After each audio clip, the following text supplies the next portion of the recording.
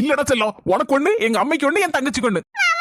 இதுல எது ரேட் அதிகம்? தருக்கு பத்தியா, இதான் கொஞ்சம் ரேட் அதிகம். 3 ஒரே ரேட்ல தான் பார்த்தேன், ஒண்ணு கிடைக்கல. இந்த ஒண்ணு மட்டும் கூடுதல் விலை. சரி மாமாய், நான் கொடுத்துறேன். ஏத்தே ஏத்தே, உங்க மவன் 3 சாரி எடுத்து வந்திருக்காவோ.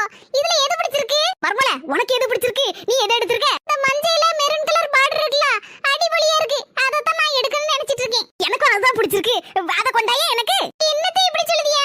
எனக்கு அதுதானே பிடிச்சிருக்கு. சரி, அப்படி சொல்லுதியோ?